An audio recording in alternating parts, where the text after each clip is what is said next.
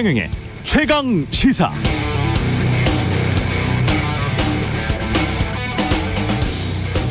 네, 최근 북대서양 조약기구 나토 사무총장 옌스 스톨텐베르그가 미국 폴리티코와 한 인터뷰 내용이 있는데요. 이게 가장 눈에 띄었습니다. 저는 올해 나토의 가장 큰 전략적 문제는 러시아지만 중국에 어떻게 대처할지도 처음으로 논의될 것. 이런 맥락에서 한국 등 아시아 태평양 국가들이 나토에 사상 최초로 참석하는 것을 환영. 러시아는 2010년 나토 회담 때만 해도 전략적 파트너였지만 더 이상 아니다. 중국은 적으로 간주하지는 않지만 중국의 군비 증강이나 유럽 인프라에 미치는 막대한 영향력을 고려하면 나토의 동맹국들이 중국이 서방의 가치, 이익에 위협이 되고 있다는 점을 이번 정상회담에서 언급할 것. 이렇게 본다. 이게 지금 나토 사무총장의 이야기입니다. 반면 러시아 푸틴 대통령은 최근 러시아와 중국이 달러 패권에 대항하는 새로운 기축통화를 개발하겠다.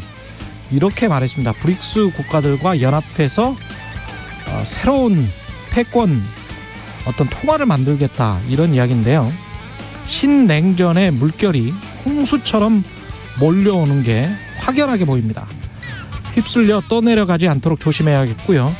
윤석열 대통령이 참석하는 나토 정상회의 스페인 마드리드에서 29일부터 30일까지 열립니다. 네, 안녕하십니까. 6월 27일 세상에 이익이 되는 방송 최경영의 최강시사 출발합니다. 저는 KBS 최경영 기자고요. 최경영의 최강시사 유튜브에 검색하시면 실시간 방송 보실 수 있습니다. 문자 참여는 짧은 문자 50원, 긴 문자 100원이 드는 샵9730 또는 유튜브 무료 콩 어플 많은 이용 부탁드리고요. 오늘 인터뷰 한석호 정의당 비대위원장 연결해서 정의당 10년평가위원회 출범 관련해서 이야기 나눠보고요. 박지원의 정치의 품격 시즌2 박지원 전 국정원장 만납니다.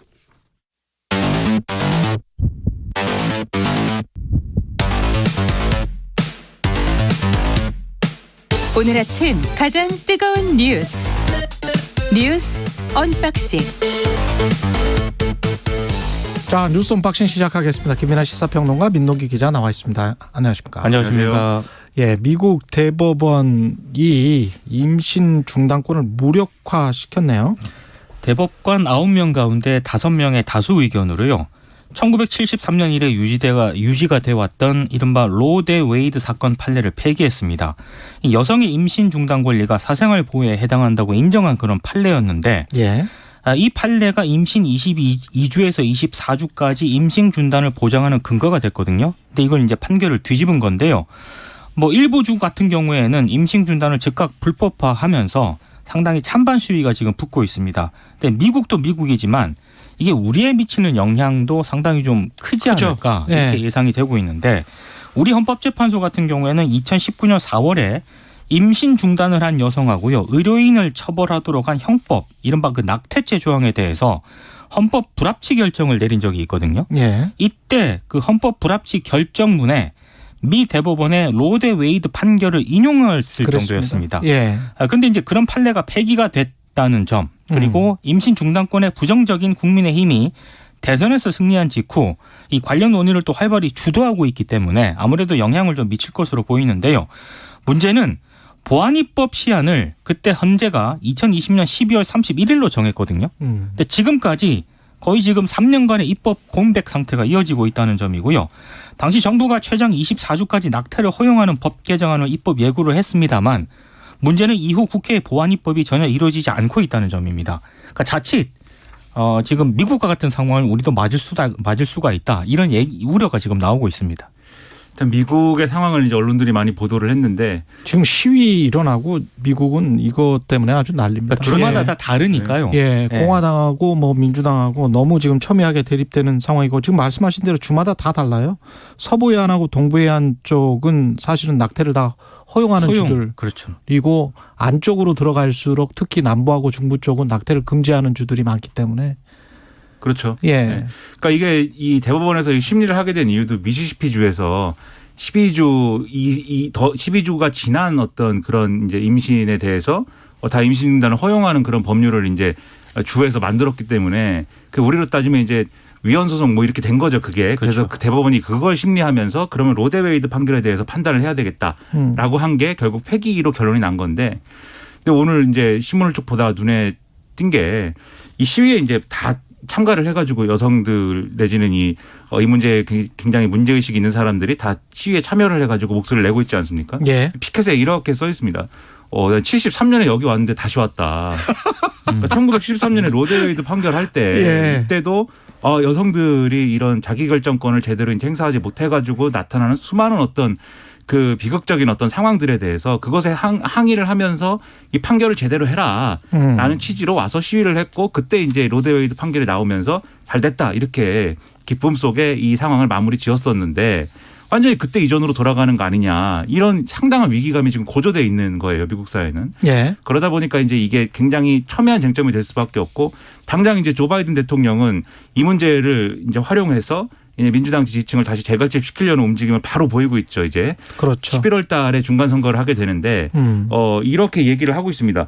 올 가을 로데웨이드 판결이 투표장에 서게 된다. 바이든 대통령이 직접 이렇게 얘기를 했어요. 아젠다를 바꾸고 싶어 그렇죠. 하는구나. 그렇죠. 인플레이션에서. 그렇죠. 물가 뭐 이런 것으로부터 이제 이 주요한 어떤 정치 의제로 이제 넘어가겠다는 건데, 사람들도 분노하고 있고. 그렇죠. 예. 근데 그런 것들이 실제로 그러면 미국 사회가 대법원이 결정한 이것들을 뒤집을 수 있는 그런 뭐 효과로 이어질 것이냐는 상당히 의문이거든요. 근데 대법원 판결은 이미 사실은 트럼프 대통령이 알박기를 좀 해놓고 갔잖아요. 그러니까 보수적인 예. 대법관 3명을 일단 임명을 하면서 예. 일정 부분 예견이 되어 왔었는데, 이번 한 번으로 끝나는 게 아니고요.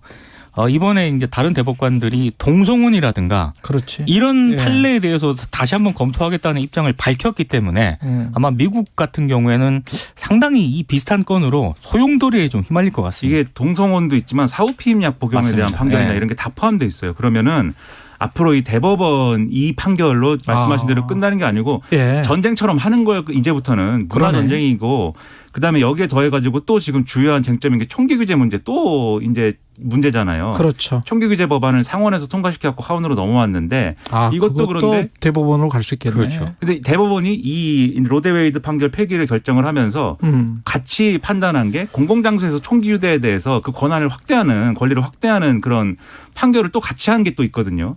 이 심각한 상황이 될 건데, 이런 상황을 보면서 우리가 반면교사를 얻어야 되는 겁니다. 이게 함부로 건드려서는 안 되는 어떤 사회적 합의라는 것도 존재하는 겁니다. 그런 점에서 이 로데웨이드 판결이라는 게 이 미국에서는 그런 어떤 역할을 해왔는데, 우리는 이제 그 사회적 합의라는 게 지금 앞서 말씀하셨듯이 입법 공백이 나타나면서 사회적 합의가 사라진 거잖아요. 그러니까 어떤 면에서는 이 낙태죄와 관련된 어떤 여성들이 낙태죄가 없어졌다라고 이제 좀 좋아하고 이런 부분도 있었지만, 그러면 이제 어떻게 할 것이냐에 대해서 오히려 여성들이 여러 가지 이게 뭐 아무도 책임지지 않는 구조가 그냥 생기다 보니까 오히려 이제 위험한 상황에 내몰리고 있는 일부 사례들도 있다, 이런 분석도 나오는 거거든요. 어떻게 할 건지에 대한 사회적 합의를 다시 만들어가는 그런 과정이 우리도 필요하다는 겁니다.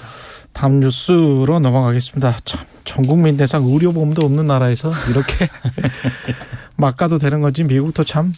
예, 윤석열 대통령 나토 회의를 참석하기로, 제가 아까 오프닝에 이야기했던 그 뉴스입니다. 예. 오늘 출국을 합니다.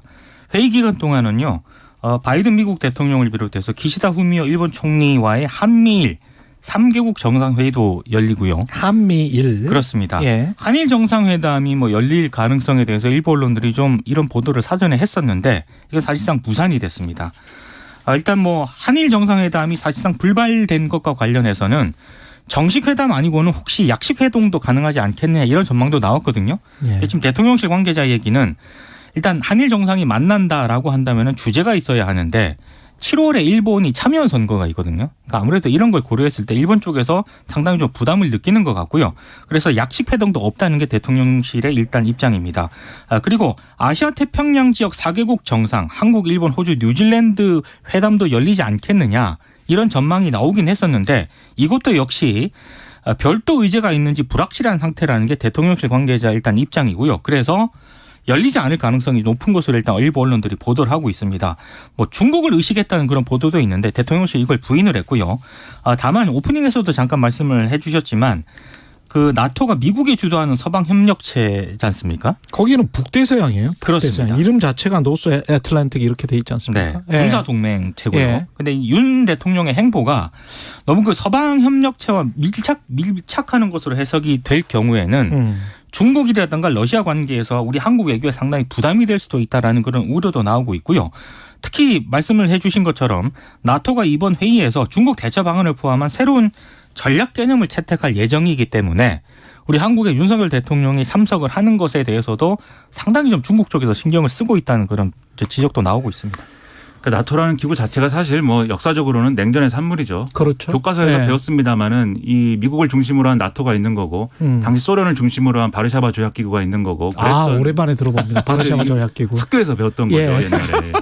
주관식 문제로 꼭 나왔죠. 예. 그렇죠. 예. 근데 이게 이 앞서도 말씀하셨지만 유럽이 러시아라든가 중국이라든가 경제적 영향으로부터 자유롭지 않은 그런 상황으로 자유무역이 WTO 가입 이후에 다 갔기 때문에 그런 상황에서 이제 나토의 효용이라든가 이런 것들이 오늘 얘기하는 이런 것과는 위상이 좀 달랐는데 다시 이제 신냉전의 구도 속에서 나토의 위상이 다시 커지고 회복되는 국면에 들어가 있는 거죠, 지금. 맞아요. 그러다 보니까 네. 우리가 여기에 참가하는 것도 당연히 이제 그러한 신냉전 구도 속에서 해석될 수밖에 없는 것이고 그 영향을 우리도 이제 신경 쓰지 않을 수가 없는 건데 실제로 이제 그런 얘기들이 이제 미국의 전문가들이나 이런 이제 이 코멘트를 통해서 다 나오고 있는 상황이기 때문에 오히려 이제 그런 부분을 우리는 상당히 신경을 써서 이제 행보를 해야 되는 상황입니다.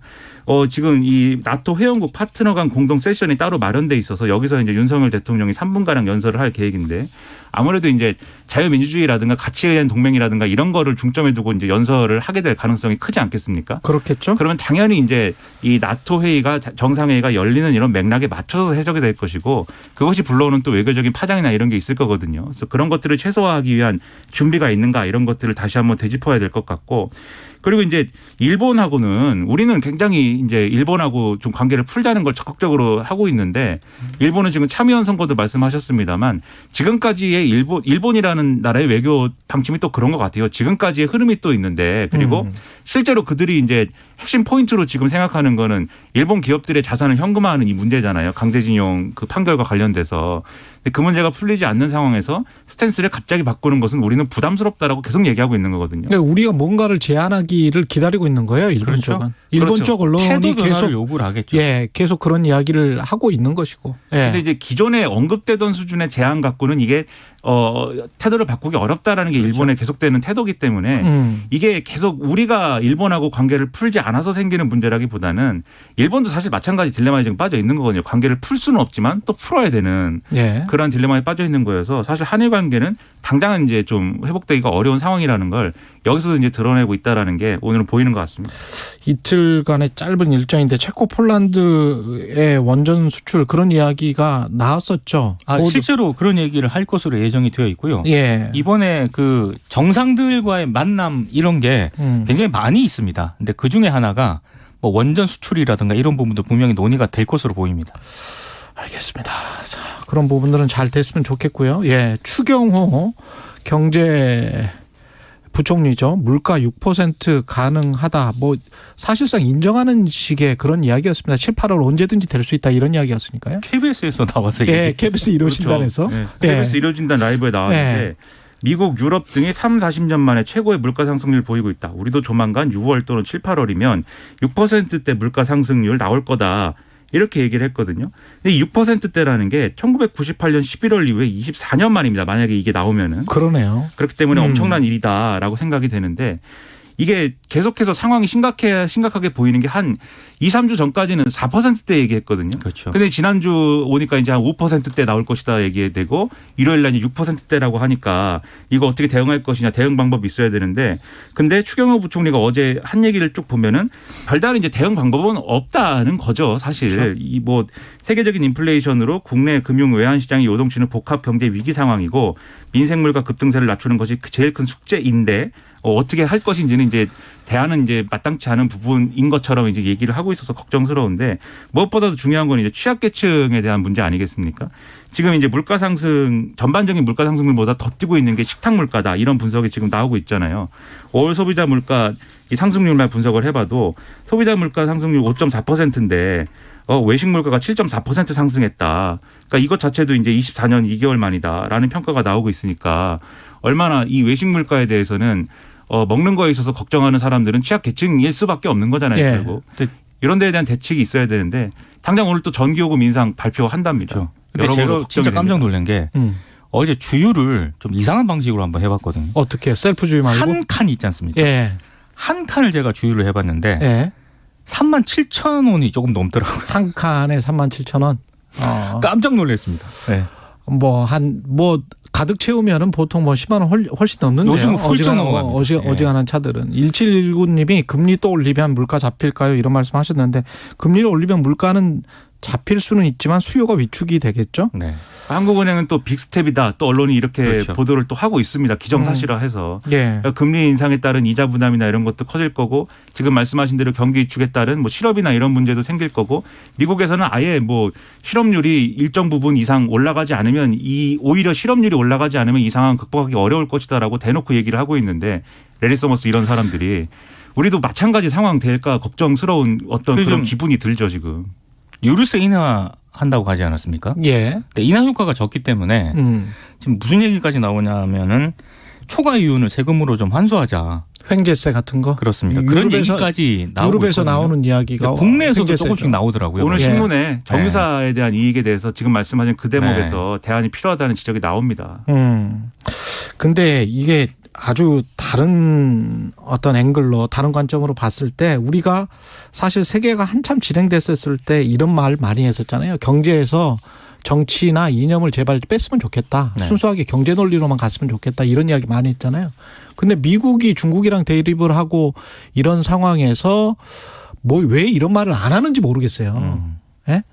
아니 그 다른 나라들이라도 아니 중국이랑 좀 잘 지내서 그래서 물가를 낮출 수 있는 방법이 굉장히 많거든요. 그리고 스스로 그거는 미국에서도 국무부에서도 인정을 하는 거고 USTR에서도 인정을 하기 때문에 바이든 대통령도 지금 관세를 내릴까 말까 뭐 이렇게 이야기를 하는 거잖아요. 트럼프 대통령 때 중과세를 했었던 것을 특히 이제 일부 품목이라도 좀 해볼까. 근데 미국 내 유권자들이 굉장히 싫어하잖아요. 그거를. 중국 사람들을 싫어하니까. 중국 그렇죠. 자체를 싫어하니까. 근데 이런 철저히 이념적이고 그냥 국가 간에 서로 싫어하는 것들 그런 거를 가지고 경제를 그냥 망치는 방향으로 쭉 가는데 아무도 말을 안 해요. 과거에 10년 20년 동안에는 계속 그러지 말자라고 이거야말로 자유주의 이념이다. 그래서 절대 우리는 서로 간에 다 개방을 하고 그렇게 지내자라고 했던 게 우리의 이데올로기였거든요. 그게 이념이었어요. 근데 그 말을 전혀 안 해. 왜 그런지 모르겠어요. 그러니까 네. 지금은 최경영 기자님처럼 얘기를 하면은 네. 친중이라고 그럽니다. 친중이다. 친중. 아니 친중 친러라고 막 그럽니다. 그게 자유주의지. 네. 자유주의와 세계화의 이념을 20년 30년 동안 설파를 해놓고 그렇죠. 갑자기 이렇게 하는 게 어디 있어요. 근데 오늘날에는 네. 중국과 러시아를 미워하는 것이 자유주의입니다. 아니 그리고 이 나토 정상회의만 해도 그렇지 않습니까? 그렇죠. 사실 그렇게 끌어들이고 우리를 옵저버로 그리고 우리는 G7 회의에도 지금 참석을 2년 연속했다가 지금 못하고 이거 그 옵저버 정도 가는 건데. 근데 이제 예전에 가지고 이게 세계지도 어렸을 때만 하더라도 예. 자유세계와 공산세계를 구분해서 그거 다시 하자는 거 아니에요? 그거를 없애야 된다라고 제가 이제 배웠는데 그렇죠. 지금 다시 그쪽으로 가자는 얘기죠. 지금. 근데 이제 그런 측면이 있는 것 같아요. 그리고 예를 물가는 들면은 계속 오른다라고 이야기를 하고 있고. 그러니까요. 예. 근데 이런 건 있는 것 같아요. 중국이 WTO 가입하고 이제 개방을 하면은 좀 중국도 권위주의 체제나 이런 데서 벗어날 거라고 예상을 하고 사실 자유무역을 강조한 게 중국도 열어라 뭐 이런 거였잖아요. 그렇죠. 그렇죠. 근데 실제 열고 나니까는 중국의 그 권위주의 체제나 이런 것들이 첫째 변했느냐 그리고 중국이 자유무역의 가치에 충실한 방향으로 경제 운영을 했느냐 이런 거에 대한 이제 아니다라는 평가가 나오다 보니까 이렇게 된 측면도 있는데 하지만 그렇다면은 자유무역이 중요하다고 얘기를 해왔으니까 더 자유무역의 가치에 충실하라고 이제 더 강하게 얘기를 하고 그렇죠. 해야지 이걸 정치적인 부분까지 확전시켜가지고 고물가의 문제를 해결하지 못하는 상황 만든 것이 사실은 자충수 아닌가 이런 지적인 거죠 결국. 심각하네요. 1947님 어제 부총리가 고물가 상황이 오래 간다고 했으니 허리띠 단단히 메고 버틸 준비해야 되겠습니다. 이렇게 말씀하셨습니다. 지금 뭐 버틸 수밖에 없겠다 그런 분위기로 점점 가고 있는 것 같은데. 허리띠라도 가지고 있으시니 다행인 거예요. 자, 원구성 협상이 난항을 겪고 있습니다. 박홍근 민주당 원내대표가 지난해 합의대로 21대 국회 후반기 법사위원장을 국민의힘이 맡는 데 동의한다. 이렇게 얘기를 하면서 원구성 논의가 좀 물살을 좀 타는 듯 했거든요. 근데 조건을 걸었습니다. 사법개혁특별위원회 정상 가동할 것, 그리고 이른바 검찰개혁법의 헌법재판소 권한쟁의 심판 청구 취하 등을 요구를 했습니다. 여기에 대해서 권성동 국민의힘 원내대표가 민주당 안을 단박에 거절을 했거든요. 일단 그 4개 특위는 검찰개혁법의 후속 조치로 꼽히는데 한국형 FBI로 불리우는 이른바 중대범죄수사청 설치 등을 논의하기 위한 그런 위원회입니다. 지난 5월 구성 결의안이 본회의를 통과했지만 출범에 이르지는 못했는데 이걸 다시 이제 정상 가동하자 이렇게 조건을 내걸은 것에 대해서 국민의힘이 아예 지금 거부를 한 그런 상황이고, 민주당의 우상호 비대위원장이 집권당 원내대표가 야당이 협의해낸 제안을 1시간도 안 돼서 거절하는 거는 본인이 정치 한 20년 넘게 했는데 처음 봤다 이렇게 얘기했을 정도로 상당히 또 여야 간 입장차가 상당히 큰 그런 상황이고요. 오늘이 양당 협상의 마지노선으로 일단 생각이 되고 있거든요. 왜냐하면 권성동 원내대표가 내일 필리핀 신임 대통령 취임식에 특사단장 자격으로 출국을 하게 됩니다. 그래서 오늘 만약에 어떤 마무리를 짓지 못하면은 원구성 협상이 이제 7월로 넘어가게 되는데 아무래도 넘어갈 가능성이 크지 않을까 싶습니다. 그러니까 민주당은 나름대로 이제 박홍근 원내대표가 나름대로 이제 좀 제안을 한 것이 내부에서 강경파 의원들 소위 말하는 언론에서 얘기하는, 그리고 일부 강성 지지자들 이거에 대해서 법사위원장을 사실상 넘겨줬다고 막 비난하고 뭐 이렇게 하고 있거든요. 예. 그런 부담을 안고 뭐 제안한 측면이 있는데, 근데 권성동 원내대표 입장에서는 또 이걸 또 쉬이 받아들이지 못하는 어떤 그런 맥락이 지난번에 검수안박이 뭐 논란 있고 할 때 국회의장 안을 이제 안에 덥석 합의했다가 당내에서 큰 역풍 맞고 뭐 이랬잖아요. 그렇죠. 그때 뭐 권성동 원내대표는 과연 윤핵관이냐 아니냐 막 얘기까지 나오고 막 난리가 났었는데, 그때를 이제 그때 상황하고 좀 비교를 해보면 이게 민주당이 요구를 하는 게 결국 이 소위 말하는 그때 검찰 수사권 축소 법안에 대한 어떤 인정이나 이런 것들을 사실상 요구하고 있는 거에 가깝다라고 보는 거예요, 국민의힘은. 그래서 4개 특위를 정상 가동하는 데 합의를 하고 그다음에 헌법재판소의 권한쟁의 심판 청구 취하를 해라. 그렇지. 이게 그때 예. 입법을 이제 인정해라라는 건데, 예. 권성동 원내대표가 내심은 뭐 원구성에 합의하고 뭐 이런 합의에 뭐 이 업적을 남기고 싶겠지만 이 부분이 이전에 상처가 있기 때문에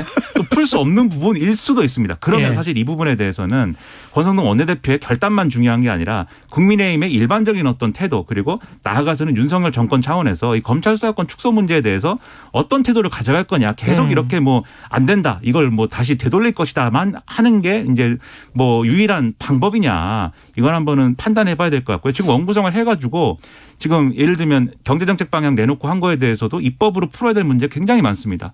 그런 것들을 하기 위해서라도 원구성 협상은 어쨌든 진행시켜야 되는 거잖아요. 좀 전격적인 합의를 오늘 했으면 좋겠습니다. 그리고 이준석 당대표와 그 대통령실의 비공개 회동, 이거는 진실이 뭡니까? 이준석 대표 쪽은 만났다 하는 거고요.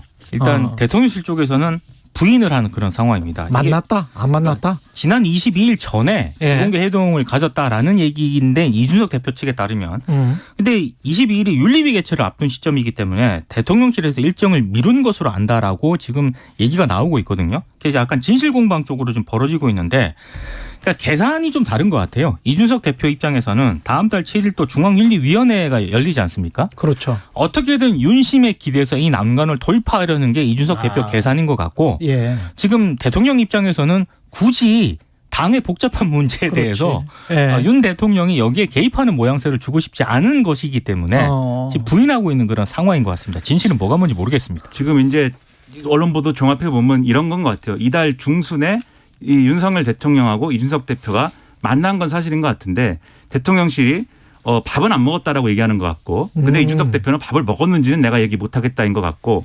그다음에 이준석 대표가 또 만나자고 했다. 그게 이제 22일 날 만나자고 제안을 그렇죠. 했는데 대통령실이 안 되겠다. 왜 만나야 될 특별한 이유가 있냐? 아니면 말자. 그래갖고 이준석 대표가 못 만났다는 얘기인 것 같거든요. 근데 이게 굳이 이제 만났다 안 만났다가 쟁점화되는 것은 지금 말씀대로 이준석 대표의 윤리 문제와 대통령실이 거기에 대해서 거리를 두는 문제, 이게 묶여있기 때문인데, 그러다 보니까 희한한 게 오늘 이제 윤석열 대통령이 출국을 해야 되지 않습니까? 보통 이렇게 대통령이 출국을 하면 여당 지도부가 가가지고 환송도 하고 이렇게 해야 되잖아요. 안 한답니다. 안 만난답니다. 그러니까 이런 상황까지 이어지고 있어서, 그러면 대통령이 없는 기간, 즉 7월 7일까지 이제는 엄청난 뭐 돌아오시겠지만 대통령은 7월 7일까지 이준석 대표는 엄청난 이 전쟁을 벌일 것이다. 벌써 예고를 했다. 간장 한 사발을 마실 것이다라고 얘기를 했잖아요. 안철수 흰머리가 났다며요. 그 흰머리가 세 가닥 지금 세 가닥 정도는 날 수도 있는데 근데 지금 안철수 의원, 장제원 의원 등하고 대결 구도다. 난리가 날 겁니다. 예, 뉴스 언박싱 민동기 기자 김민아 시사평론가였습니다. 고맙습니다. 고맙습니다. KBS 1라디오 최경영의 최강시사 듣고 계신 지금 시각 7시 45분입니다. 오늘 서울과 대전, 광주에 올해 첫 열대야가 찾아왔습니다. 폭염주의보는 강원 남부 동해안과 남부지방에 남아있는데요. 한낮 기온 서울이 26도, 대전, 광주, 대구가 29도, 강릉 30도 안팎으로 어제보다 약간 낮지만 공기가 무척 습하겠습니다. 오늘부터 중부지방을 중심으로 다시 장맛비가, 남부지방은 폭염 속에 소나기가 오겠습니다. 우선 내일까지 예상되는 비의 양은 수도권과 강원도에 50에서 100mm, 경기 북부와 강원 북부에 150mm 이상 쏟아질 수 있겠고요. 제주 산지와 지리산 부근에 100mm 이상, 그 밖에 충청 이남으로 20에서 60mm가 오겠습니다. 강한 돌풍을 동반해 세차게 퍼붓는 곳이 있어서 주의하셔야겠고요. 중부지방의 장맛비는 이번 주 후반까지 길게 이어지겠습니다. 지금 서울의 기온 26도입니다. 날씨 정보 박다효입니다. 이어서 이 시각 교통정보입니다. KBS 교통정보센터의 김한나 씨입니다. 네, 지금 출근길 정체가 길게 이어져 있는데요. 서울 시내는 강변북로 구리 방면으로 행주대교 북단에서 동작대교까지 밀리고요. 1시간 남짓 소요되겠습니다. 동부간선도로 성수분기점 방면도 차가 많습니다. 도봉 지하차도 중간부에서 성동분기점까지 가는데 50분 정도 걸리겠고요. 고속도로에서는 서해안고속도로 목포 쪽으로 정체가 심한데 팔곡분기점부터 화성 휴게소 부근까지 17km 극심한 정체입니다. 반대 서울 쪽으로는 상습 정체 구간인 광명역에서 금천나들목까지 어렵고요. 제2경인고속도로 성남 방면으로는 하객분기점부터 남동 나들목까지 또 신천에서 광명까지 6km 정체입니다. KBS 교통정보센터였습니다. 오늘 하루 이슈의 중심. 당신의 아침을 책임지는 직격 인터뷰. 여러분은 지금 KBS 1라디오 최경영의 최강시사와 함께하고 계십니다. 네, 양당이 당내 갈등으로 바쁜 가운데 정의당도 창당 이래 최대 위기 국면을 맞고 있습니다. 비대위 체제 아래에서 정의당 10년 평가위원회를 설치했고요. 당을 평가한 뒤에 혁신안을 마련하겠다 이런 이야기인데요. 비대위 소속이고 이 10년 평가위원회 위원장 맡고 있습니다. 한석호 비대위원 연결돼 있습니다. 안녕하세요. 예, 안녕하십니까. 예, 정의당 분위기는 어떻습니까 요새? 초상집 분위기인데요. 분노, 한숨, 냉소가 지배하고 있고 예. 다 망했다. 그러면서도 이제 한번 다시 시작해보자라고 하는 이런 분위기입니다. 예. 근데 한숨이나 냉소는 실수는 있는데 그 분노는 누구에 대한 분노일까요? 예, 의원단을 특정하기도 하고 있고요. 예. 지난 정의당 10년을 이끌었던 당 지도부를 특정하고 있기도 하고, 이 화살이 다르기는 한데, 예. 하여튼 분노의 감정들이, 당원과 당 활동가들에게 되게 강하게 자리 잡고 있습니다. 그렇군요. 그러면 주로 이제 그 책임 공방, 민주당처럼 당 지도부를 향한 것들이 좀 큰가 보죠? 화가 나 있는데 다행인 것은, 예. 그 화 또는 책임 공방으로 흐르지는 않고 있고요. 그렇습니까? 예, 새로운 지난 10년을 실패로 규정을 하면서 새롭게 그러면은 정의당을 다시 만들어내자라고 하는 것으로 좀 모이고 있어서 그나마 긍정적으로 보고 있습니다.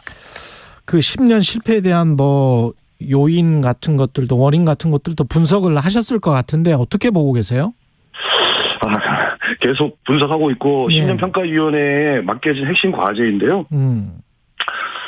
저는 개인적으로, 정의당이 노동과 지역의 일꾼들, 당 활동가들과 당원들이라고 하는 집토끼를 방치하고, 산토끼를 확보하려고 산만 돌아다녔던 이런 것들의 문제 아니었나 싶습니다.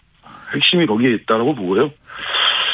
그리고 당의 정체성, 색깔, 노선 이렇게 표현하고 있는 정의당이 도대체 뭐냐? 정의당이 가려고 하는 한국 사회의 지향은 뭐냐?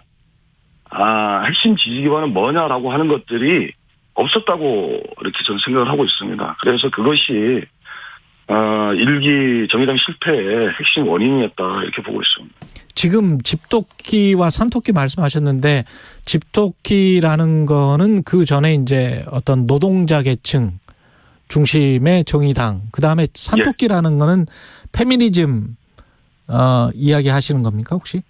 아니, 페미니즘만 얘기하는 건 아니고요. 예.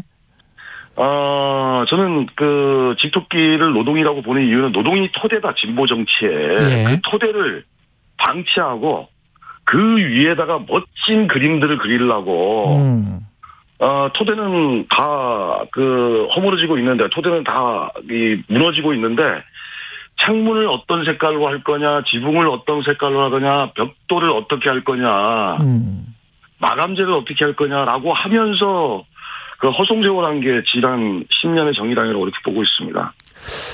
그다음에 언론이 이렇게 뭐 프레임을 한 건지 안에서는 어떻게 이제 평가를 하시는지 모르겠습니다만은 예. 민주당 이중대라는 이 단어에 관한 것도 평가를 하실 것 같은데 어떻게 보세요? 이런 것들은? 당연히 평가돼야 될 지점입니다. 예. 페미니즘 문제와 민주당 이중대 평가를 해야 된다고 생각을 하는데요. 예.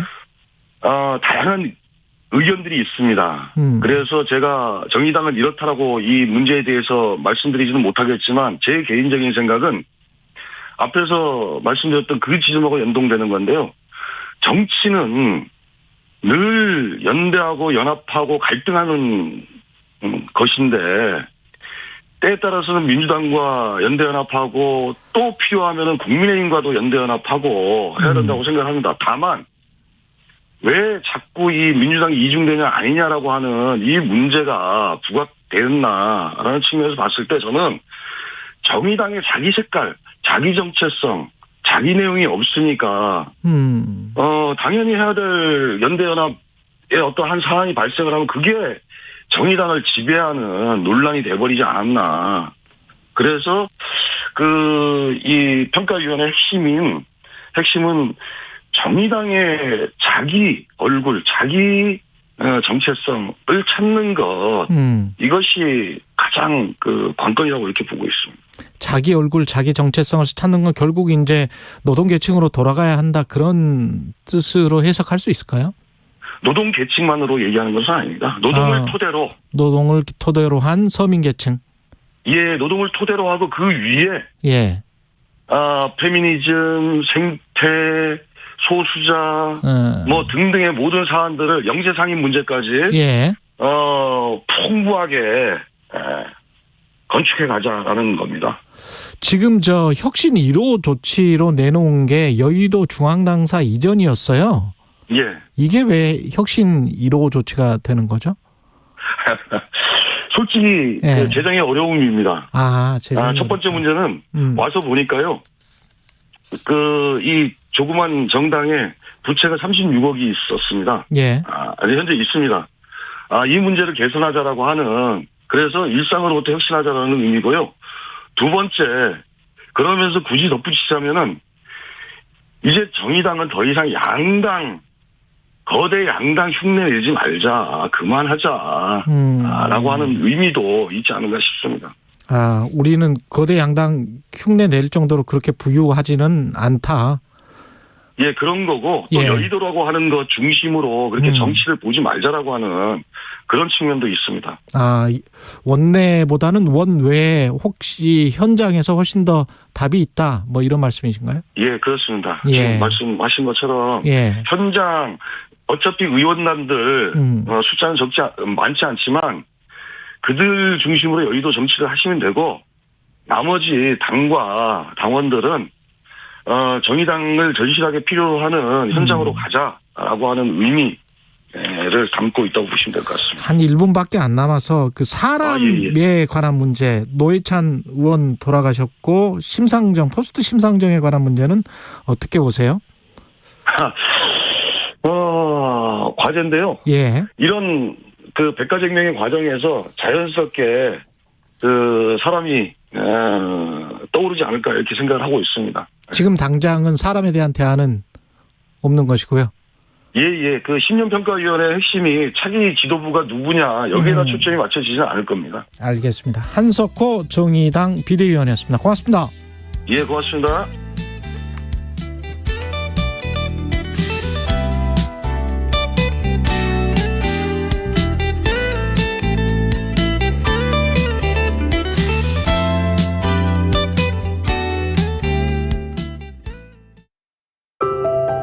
(2022년 6월) 정부가 저소득층 한시 긴급생활지원금을 지급합니다. 6월 24일부터 지급하는 이번 지원금은 기초생활수급자, 법정 차상위 계층 및 아동 양육비 지원 한부모 가족 등 약 227만 가구를 대상으로 합니다. 지원금은 별도 신청 없이 선불형 카드 또는 카드형 지역화폐 형태로 지급되며 읍면동 행정복지센터에서 방문 수령할 수 있습니다. 자세한 사항은 거주하는 지역의 시군구청 또는 읍면동 행정복지센터에 문의하세요. 이 캠페인은 보건복지부와 함께합니다. 우리 다시 함께라는 문구인데요. 2002년 때처럼 전 국민이 다 같이 손에 손잡고 대한민국을 응원을 하자, 그런 뜻으로 컨셉션을 준비를 했어요. 2022 KBS 연중기획 기억을 기록하다. 붉은 악마 서울 지부장을 맡고 있는 조호태라고 합니다. 거리두기가 좀 완화가 돼갖고 관중들이 경기를 볼 수 있었던 건 이란전이 한 3년 만에 처음이었거든요. 그때 이제 저희 카드 섹션 문구가 보고 싶었습니다. 관중들은 선수들을 경기장에서 보고 싶었고 선수들은 관중들을 보고 싶었고, 그 문구를 딱 보니까 꽉 찬 관중들도 있고 하니까 다른 때에 비해서 더 감동이 많이 있었던 경기 같아요. K리그에서 선수들이 잘 뛰고 K리그가 발전을 해야지 제2, 제3, 제4의 손흥민도 나오고 차범근도 나오고 그럴 거거든요. K리그에 관심을 가져주신다면은 우리나라가 이제 월드컵 가서 더 좋은 성적을 내지 않을까. 또 국민 여러분들께서는 어저께 축구 이겼지 뭐 이제 그러면서 더 힘든 일을 잠시 잊어버리시지 않을까. 붉은 악마 원년 멤버 조호태 서울 지부장은 기억합니다. 붉은 악마는 대한민국을 송두리째 바꿔놓았습니다. 백의 민족의 역사를 새로 쓴 붉은 물결, 전 세계가 주목할 만큼 뜨겁고 열정적인 응원 문화. 월드컵도 K리그도 우리 다시 함께. 붉은 악마는 전 국민이 응원하고 전 국민을 응원합니다. 당신과 대한민국의 기억, KBS가 기록합니다.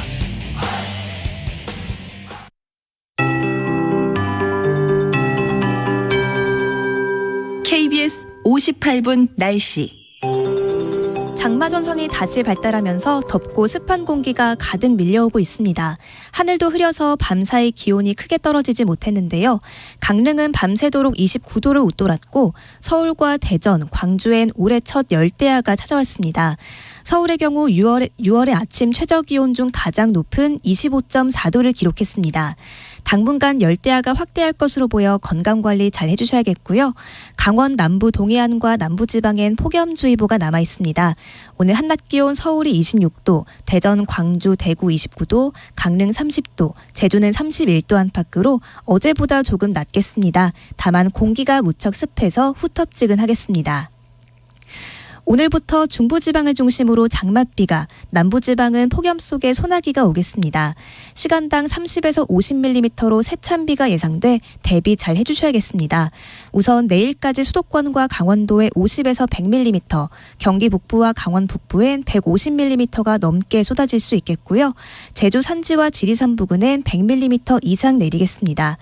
남부지방엔 순간풍속 20m의 돌풍을 동반한 강한 소나기가 올 텐데 벌써 울산과 양산, 밀양엔 호우주의보가 내려져 있어 주의하셔야겠습니다.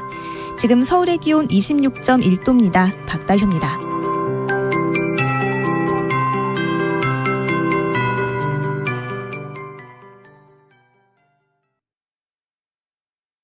정성을 다하는 국민의 방송 KBS가 8시를 알려드립니다. AM 711kHz, FM 97.3MHz, KBS 1라디오입니다. HLKA.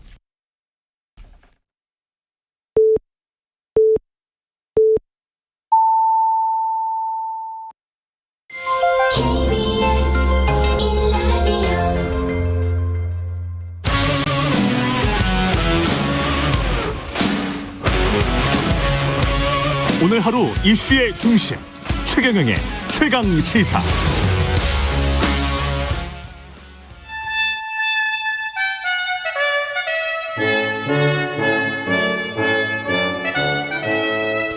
네, 매주 월요일 영원한 현역 박지원 전 비서실장과 함께하는 고품격 본격 정치 토크, 박지원의 정치의 품격. 박지원 전 대통령 비서실장님 나와 계십니다. 안녕하세요. 안녕하세요. 예. 실장님, 원장님 제가 이렇게 바꿔가면서 부르겠습니다. 아무렇게나 부르세요. 나토 회의에 참석하러 가십니다. 윤석열 대통령. 근데 이제 중국이 벌써부터 불만을 표시하고, 사실은 나토 제가 홈페이지에 들어가서 이렇게 꼼꼼히 봐보니까 나토가 아시아 태평양 쪽에 우리가 앞으로는 관심 갖겠다라는 걸 공식적으로 표명을 했더라고요. 그렇습니다. 예. 왜냐하면 특히 미국이 대서양과 태평양을 묶어서 반중 반러 노선으로 가기 위해서 묶어지는 거예요. 그렇기 때문에 우리는 중간에서 물론 러시아 우크라이나 전쟁 중에는 지금 현재 러시아와 교역이 없지만은 그렇죠. 전쟁이 끝나면 우리는 해야죠. 그리고 특히 우리 경제는 우리 외교의 가장 중요한 것은 한미 동맹입니다. 예. 이걸 기저로 해서 중국과는 즉 한중 경제 협력이 필요하거든요. 그렇죠. 그런데 나토 정상회의에서 인도 태평양 묶어가지고 반중 반로로 간다고 하면은 우리가 굉장히 큰 문제가 돼요. 경제가 어떻게 될 거예요? 예. 예를 들면은 지금 현재 우리나라에서 생산하는 반도체가 41%가 중국으로 수출하고 그렇죠. 8%가 미국입니다. 그리고 우리 경제 해외 의존도가 중국이 25%고 미국은 10% 내외예요. 그러니까 우리는 동맹해서 안보를 지키면서 물론 기술협력 같은 상거래도 미국과 하지만은 경제협력은 하지 않으면은 우린 진짜 어려워지는 거죠. 예. 그래서 저는 이번에 이제 오늘 출발하시죠. 윤석열, 김건희 두 내외분께서 가셔서 성공적인 외교 활동이 되도록 기원에 맞지 않지만은 염려가 많다 하는 것도 말씀드립니다. 이게 물론 그쪽에서 초청을 하는데 업적으로 좀 와달라라고 하는데 안 갈 이유는 없긴 합니다만은 가서 나왔을 때 무슨 공동 선언문 같은 게 분명히 나올 거란 말이죠. 나오죠. 그때 이후에 이제 중국이 어떻게 반응하는지도, 근데 어떤 정도 수준의 뭐가 나올 것 같습니까? 어떻게 보세요? 국제정치상. 그건 뭐 반드시 나오게 될 거예요. 그런데 사실 우리는 나토 정상회의의 멤버는 아니잖아요. 그렇죠. 아시아에서 간 한국, 일본, 뉴질랜드, 호주는 일종의 업소보 자격인데 그 공동 성명의 서명 함께 발표를 했을 때는 굉장히 중국이나 러시아로부터 굉장히 타켓이 될 거예요. 업적인데 서명도 할 수 있나요? 그건 아직 모르겠어요. 예. 미국은 밀어갈 거예요. 네. 사실 지금 미국이 캠볼 아시아의 차르라는 캠볼은 지금 이 태평양, 인도 태평양 관계를 대서양과 한꺼번에 묶으려고 굉장히 앞장섰고 설리번 미국 백악관 NSC 보좌관도 그렇게 하는데 그 블링컨 국무장관이 참 재밌는 얘기를 했더라고요. 즉 러시아는 현재적 위협이고 중국은 장기적 위협이다. 이미 딱 정해져 있는 거예요. 반러, 반중. 이렇게 됐는데 우리가 앞으로 이 경제 문제를 어떻게 풀 것인가. 또 중국은 미국도 그러하지만은 우리 한국으로서는 대북 조정 역할을 상당한 기대를 하고 역할을 하고 있거든요. 그렇죠. 이런 문제도 잘 생각해야 될 겁니다. 특히 이번에 대통령께서 가셔서 사실 문재인 정부에서도 강하게 추진을 했었습니다마는 한미일 정상회담이 처음으로 열리지 않습니까? 예. 몇십 년 만에. 예. 그런데 한일 정상회담은 안 열리더라고요. 그렇죠. 그렇게 우리가 추진하고 미국도 사이드 지원을 했잖아요. 그랬죠. 이번에 그 한미일 국방장관 회담에서도 일본 방위상이 우리 국방장관을 쳐다보지도 않았다는 거예요. 이런 태도가 아직도 일본에 남아있는데 과연 거기에 가서 한미일 정상회담에서 어떻게 일본의 태도를 볼 것인가. 우리 윤석열 대통령은 기시다 수상에게 무슨 말씀을 하실 건가.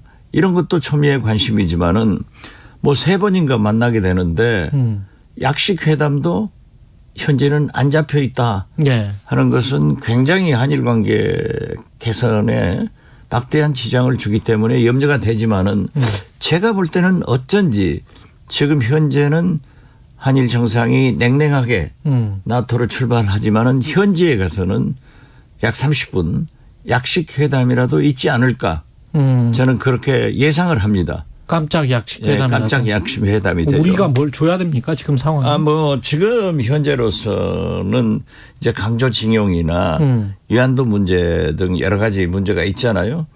그렇지만 강제징용만 하더라도 우리가 피해자가 있단 말이에요. 그렇죠. 피해자가 우리 법원에 소송을 해서 이겼기 때문에 예. 대법원의 판결을 대통령도 어떻게 할 수 없어요. 그렇죠. 일본도 자기들이 판결이 있단 말이에요. 그래서 저는 이러한 것도 문재인 정부 시절에 제가 일본에 2번 갔습니다. 그래서 스가 총리하고도 상당한 얘기를 했는데 풀어갈 그러한 것은 상당히 진전이 합의됐어요. 그래서 그랬는데 지금 현재 이렇게 윤석열 정부에서 일본과 이게 아직도 해결되지 않고 그렇게 냉랭하게 나토 정상회담에서 한미일 정상회담을 하고 또 한미일 국방상 회담처럼 일본 방위상이 어떻게 했는가 이런 것을 거울 삼아서 보면은 상당히 어둡지만은 그래도 윤석열 대통령은 어떻게 해서든지 한일 정상회담을 해서 풀어나가는 그리고 일본도 그러한 태도를 보여야지. 계속 간만 보려고 하는 것 같아요. 일본은. 글쎄요. 저는 일본도 옳지 못해요. 자기들의 반성이나 사과 없이 가장 가까운 나라 정상과 그런 관계를 유지하는 것은 국제적으로도 존경받지 못하는 일이다. 저는 그렇게 생각하고 사실 바이든 대통령은 한미일 동맹을 굉장히 강조하거든요. 그래서 바이든 대통령도 의 역할도 이번에 기대를 하기 때문에 저는 최소한 한일 정상회담이 약식으로도 열릴 것이다 라고 기대를 합니다. 그 김건희 여사가 동행하는 것은 윤석열 정부의 플러스가 될까요? 마이너스가 될까요? 어떻게 보십니까? 플러스가 돼야죠. 예. 아니 나토 정상회의에 서방 세계의 최고 정상들이 모이는데 영부인이 동반하지 않으면 그것도 마이너스예요. 아 그렇습니까? 아니, 중국 시진핑 주석도 하다못해 김정은도 같이 다니잖아요. 우리나라 영부인이 왜 안 가실 이유가 있습니까?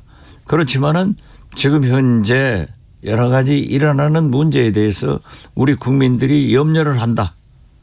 그래서 저도 어제 페이스북에 국민이 걱정한다. 어떤 부분을 걱정? 다 알잖아요. 저는 잘 모르는데 아니요 어떤 부분을 말씀하시는 아니 그래서 거지? 예. 김건희 여사가 예. 잘 하시겠지만 예. 저는 자꾸 영부인은 대통령에 의거해서 제2 외교를 담당하는 막대한 막중한 자리에 계시기 때문에 예. 공적 관리를 잘 받아서 독자적인 어떤 언행보다는 전문적인 관리를 받는 그런 외교를 해줬으면 좋겠다. 그런 생각 같습니다. 그 지난번에 푸틴 굉장히 어려워질 거다, 곧 제거될 수 있다 이런 말씀하셨잖아요. 최강시사 인터뷰에서. 지금도 그 생각은 변함이 없으십니까? 지금 현재 뭐 푸틴이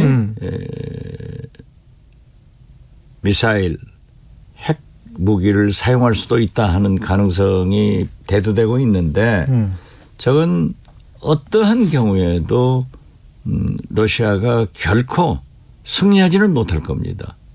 그리고 푸틴은 사실 국제적으로 외교의 기본을 다 잃었거든요. 예. 또 경제 압력을 서방 세계에서 해서 굉장히 어려워질 것이다라고 했는데 오히려 오일, 천연가스, 곡물 수출로 상당히 지금 경제적으로 더 좋아졌단 말이에요. 루브라가 돌아와 버렸잖아요. 예, 그렇죠. 예. 그것은 뭐냐? 쿼드 멤버인 인도가 또 중국이 그렇죠. 거기에 동조를 하지 않고 인도 중국이 인구가 뭐 거의 30억 아니에요. 이런 사람들이 쓰는 오일, 천연가스, 곡물을 값이 올라가 버리니까. 그렇죠. 예. 인도 중국 합하면 전 세계 인구의 절반이죠. 뭐. 그렇죠. 예, 30억이니까. 예. 예. 그 글로벌 증권 지수 중에 코스닥이 하락률 1위, 코스피가 하락률 2위, 개미들 9성. 이것도 윤석열 정부 책임 아닌가. 페이스북에 제가 어제 페이스북에 썼더니 그렇게 기사들을 썼다가요. 아니 언제까지 정부 책임이 현 정부 책임이죠. 지금 현재 저는 자꾸 말씀드리는 게 윤석열 대통령께서 과거로 가서는 안 된다. IMF 때 김영삼 대통령이 딱 지금처럼 사정 과거로 갔거든요. 그때는 세계 경제는 다 좋았고 우리 대한민국 경제만 나빠가지고 IMF 외환 위기가 왔지만은 김대중 대통령이 용서와 국민 통합을 통해서 금모으기 등 IMF 외환 위기를 최단 시일 내에 극복하고 IT 문화 강국으로 나갔잖아요. 예. 그래서 저는 지금 현재 가장 큰 문제는 경제입니다. 물가입니다. 지금 추경호 부총리가 어제 발표한 바에 의하면은 다음 7, 8월경에 물가가 7%가 될 것이다. 6%. 예. 6%. 예. 6%가 KBS 의료진단. 예.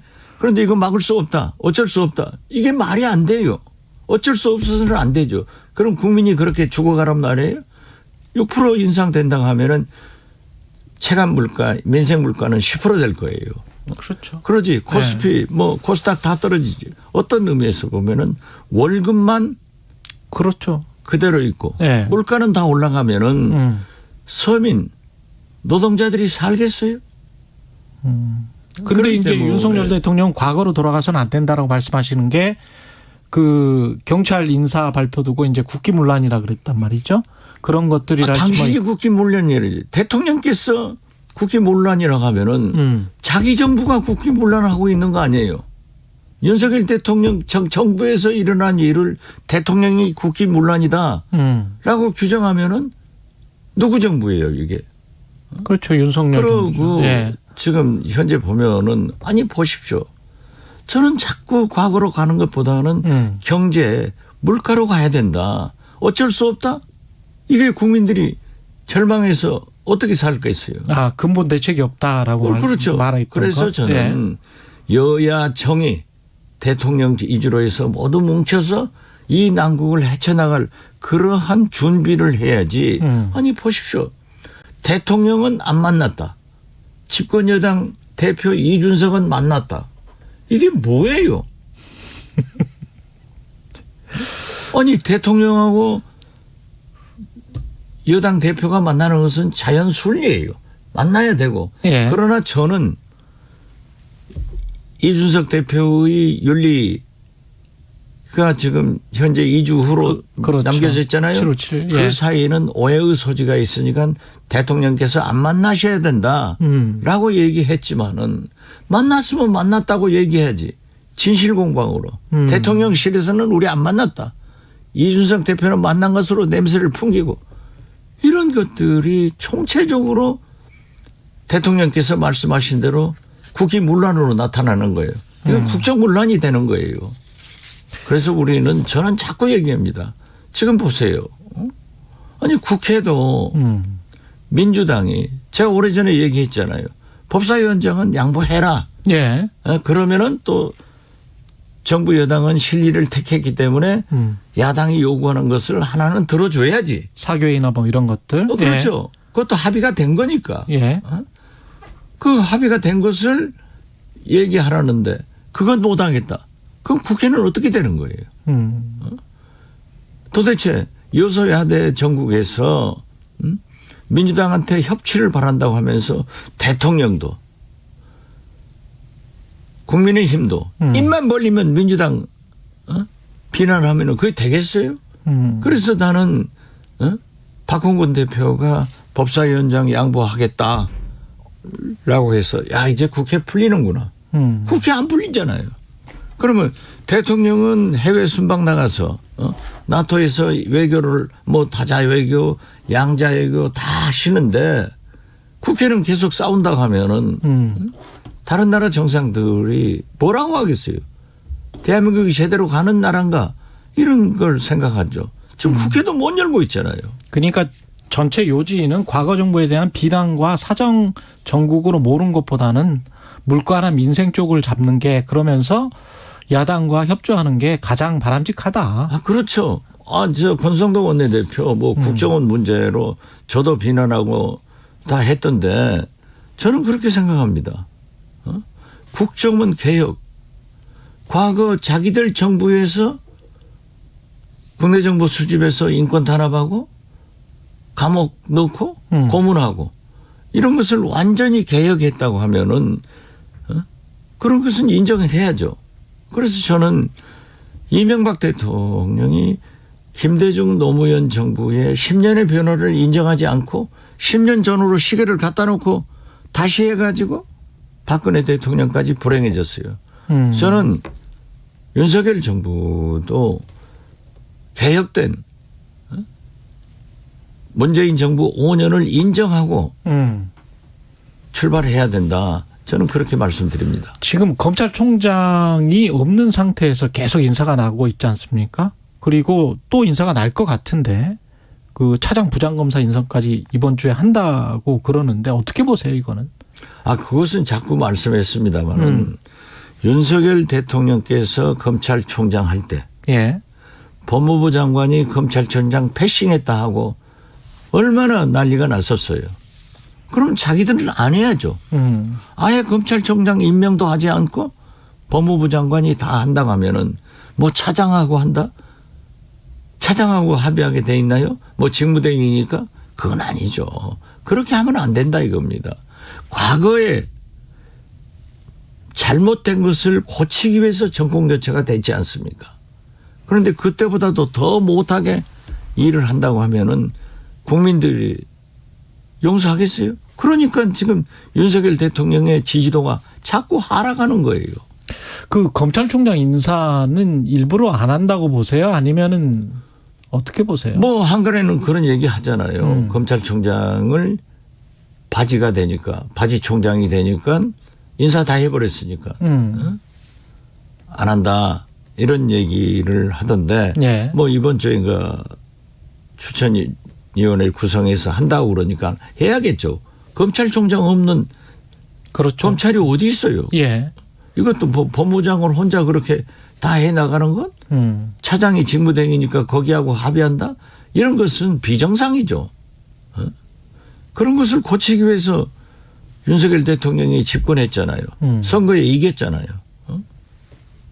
민주당 마지막으로 민주당 같은 경우에 1박 2일이 뭐 의원총회도 있었고 그랬습니다만 여전히 이재명 의원이 나오느냐 마느냐 이게 가장 큰 핵심인데 어떻게 보십니까? 나는 이재명 의원이 모두 홍영표 의원 등이 면전에서 출마하지 마라. 또 뭐 서른 의원, 뭐 전해철 의원 이렇게 압박을 했는데 거기서 108번뇌 중이다라고 해서 나오는구나. 저는 나온다고 확 봅니다. 예. 그리고 108번뇌 중이다가 나온다. 김민석 나온다고 하더라고요. 정청래 의원도 표명을 했던데요. 저는 좋은 대안을 제시하는 것도 좋다. 이재명에 대한 좋은 대안. 가장 좋은 대안을 나오지 말라고 하는 그런 인사들이 합쳐서 좋은 대안을 제시하는 것이 굉장히 필요하다. 그렇게 되면은 이재명 의원도 생각하지 않을 것 아닌가 저는 그렇게 보고 자꾸 좀 세대 교체 같은 좋은 대안을 지금 한번 말씀해 주시면 안 돼요? 여기서 누구 이름을 딱? 그건 저도 모르겠어요. 그래서 뭐 세대 교체하기 위해서 뭐 79세대인지 97세대인지 이런 사람들도 한번 나타났으면 좋겠어요. 그러지 뭐 전부 말로만 하고 당신 나오지 마라 하는데 제가 볼 때는 나오더라고요. 알겠습니다. 여기까지 하겠습니다. 영원한 현역 정치의 품격 박지원 전 원장님이었습니다. 고맙습니다. 네, 감사합니다. 공정, 공익, 그리고 균형. 한 발짝 더 들어간다. 세상에 이익이 되는 방송. 최경영의 최강시사.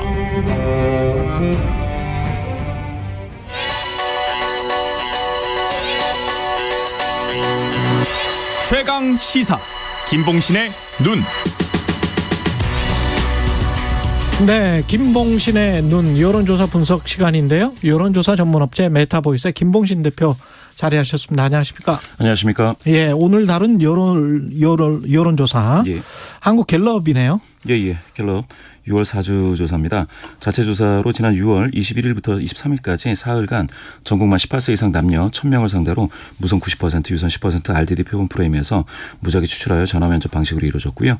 표본 오차는 95% 신뢰 수준에 플러스 마이너스 3.1%포인트, 응답률은 10.3%입니다. 예. 자세한 사항은 중앙선거여론조사 심의위원회 홈페이지를 참조하시면 됩니다. 일단 대통령 직무 수행 평가 계속 한국갤럽이 조사를 하고 있습니다. 예. 47%네요. 지난주보다 2%포인트 떨어졌습니다. 예.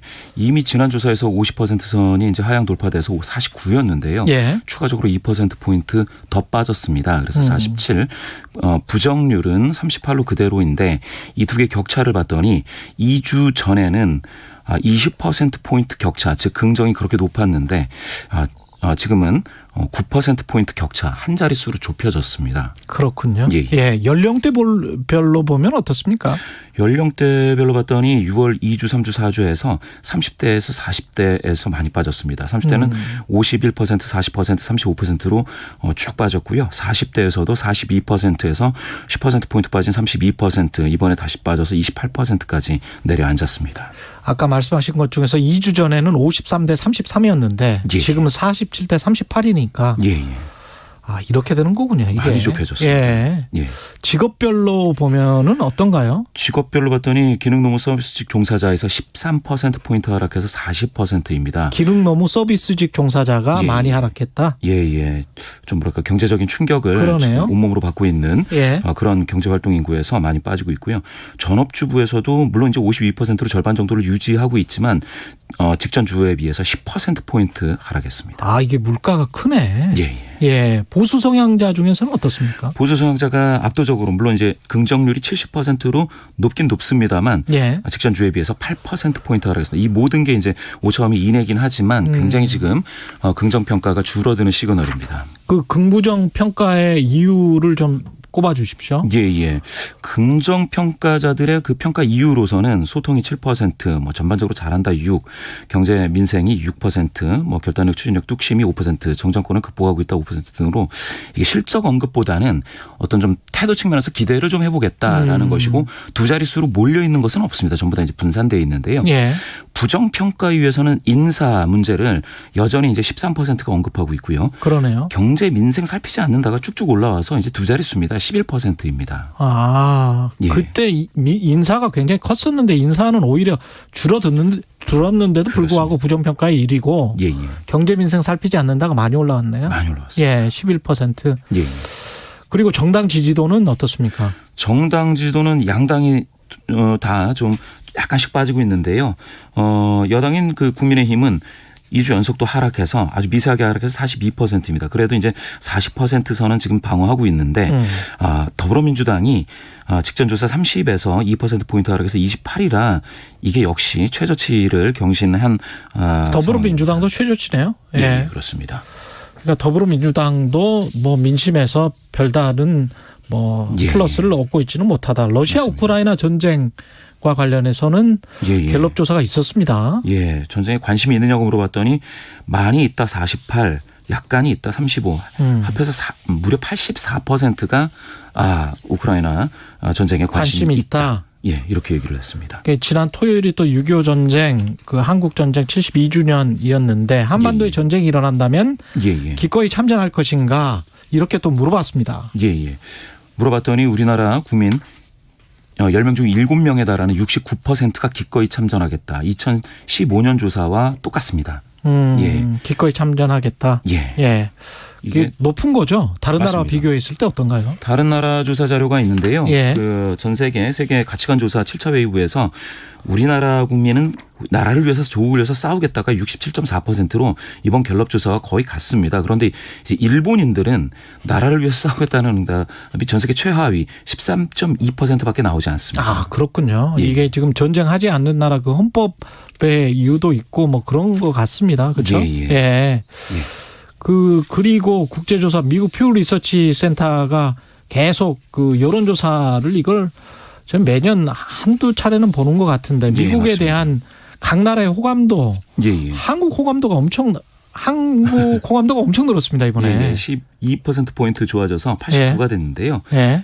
이게 그 우리나라에서도 이제 갤럽이라든지 한국 리서치에서 주변국 호감도 조사를 좀 합니다.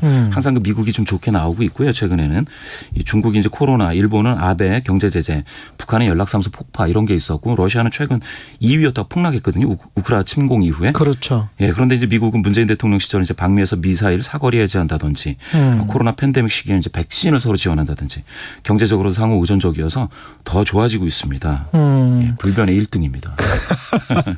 미국을 좋아하는 나라들이 한국이 2022년에 보면 89%로 한국민의 89%가 좋아한다. 예, 맞습니다. 제일 좋아하는 나라가 폴란드네요. 보니까 91%가 좋아하는 걸로 돼 있네.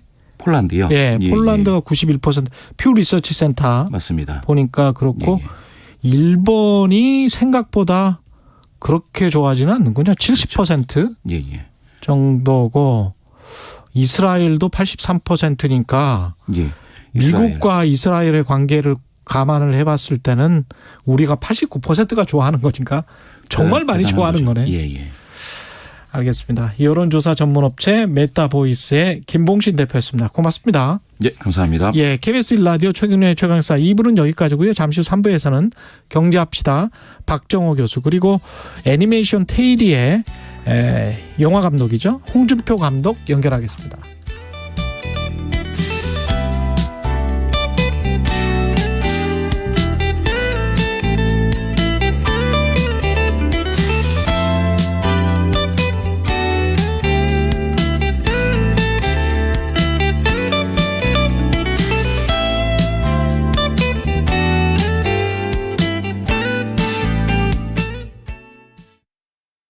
잠시 후 8시 반부터 일부 지역국에서는 해당 지역 방송을 보내드립니다. 인생에서 가장 중요한 건 역시 사랑이죠. 그 사랑을 위해 경제 공부도 꼭 해야 합니다. 여러분이 사랑하는 사람을 행복하게 해줄 알짜 정보만 쏙쏙 전해드리는 홍사원의 경제쇼. 오후 4시 5분 불타오르는 열정으로 준비하겠습니다.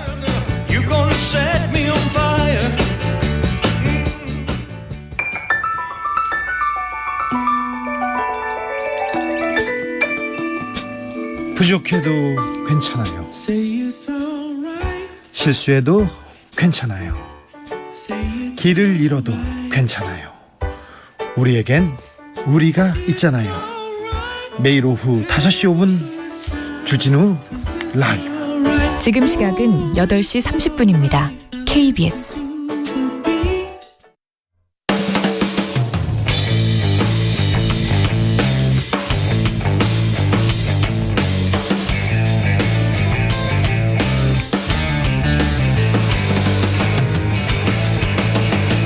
최경영의 최강 시사.